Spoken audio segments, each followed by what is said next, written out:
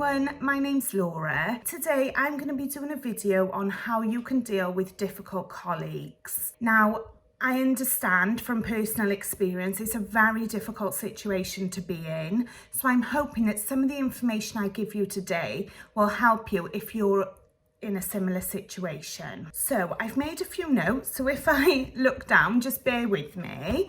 I've looked at some of the situations that I was in and I've looked at how I've dealt with them, and I've also made a list of some of the people that you could turn to try and help support you in this situation. From personal experience, I'll just give you a brief overview. In a previous job, I did deal with a difficult colleague. It was a supervisor of mine, and it was more the way she spoke to me. It was very, how can I put it, very stern in the way she would speak to me, quite demanding.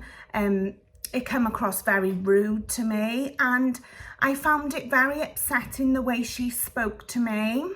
Now, it got to the point coming into work, I was starting to feel anxious and worried about what she would say, how she would treat me. Sometimes she would speak to me like it in front of other people, which obviously I found very uncomfortable and embarrassed by the situation. And it got to the point where it just gradually got worse, unfortunately. Firstly, a bit of advice when dealing with a situation like this is it's always important to bear in mind that everyone's got different types of personalities. I'm quite a sensitive person and I do take things to heart very easy. It's having an understanding that perhaps people might behave in a certain way. They might come across as being stern or a bit nasty towards you, but that might not be the intentions. So firstly, just bear that in mind. If you are dealing with someone, just bear in mind that they might not intentionally mean it.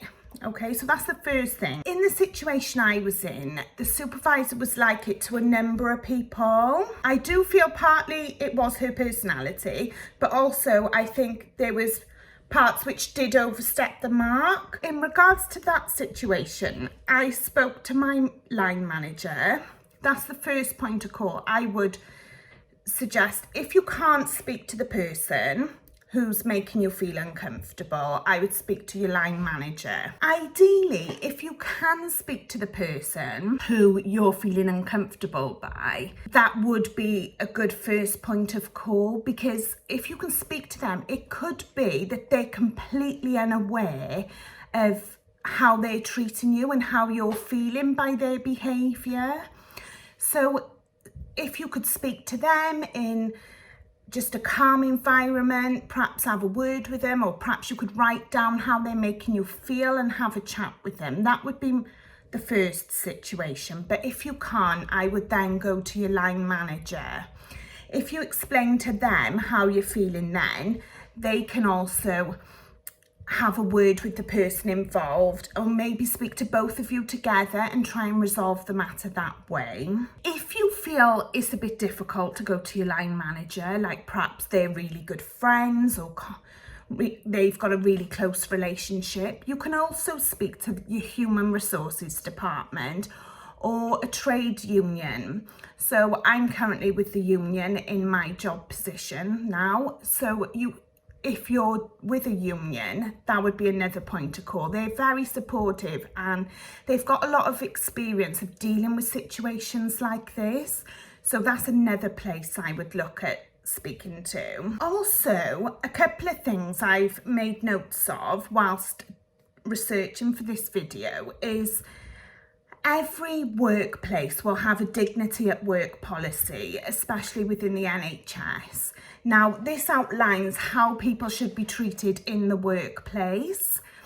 So I would perhaps have a look at that on your internet, on the website of where you're working, perhaps have a look what policies are in place and have a read through them and just familiarise yourself with them. And they will outline in there the best course to take. Keep a record of everything that's happened. So if it's been an ongoing thing for a while, I'd recommend perhaps keeping a little diary just so you remember everything that's happened, and you can use this then if it does get to the stage where you need to put a formal complaint in. Some other advice I'd give is obviously be aware that certain personalities do clash in the workplace. We're all human, we're all different. So maybe just try and be aware of that. Be upfront as well. So if you're working with someone and perhaps they're being quite stern with you, telling you what to do, saying things to you that you don't agree with, then perhaps try to be upfront with the person and build up some resilience. So be confident in saying, well, look, I'm not really happy with doing something that way, or please, can you just not speak to me in that way? So it might get to the stage where you can say that and they might be like, oh my gosh, I'm really sorry, I didn't realise I was coming across in that way. So try and speak up for yourself. I know it's very hard to do that for some people, but if you can try, that might help solve the situation. Another thing I would just say to be aware of is think before you speak. So if this has been going on for a while for you and you're struggling with someone in particular, try not to let it all fester up where you might just one day say something and you might think, oh my word, I wish I'd never said that. Try to just always think about what you say to the person involved or to even other members of staff. I hope this video has helped you with certain situations, and I hope if you are struggling with a difficult colleague that you do find the confidence to speak to someone. Speak to a colleague, speak to your line manager, a supervisor, and like I said, if you don't feel comfortable with them, then speak to your trade union or your human resources. They're very helpful, and these days people shouldn't be made to feel uncomfortable in the workplace. So I hope you managed to deal with the situation, and if you want any more questions answered, please leave a comment below the video. I will reply, and also please keep an eye out for future videos, and take care.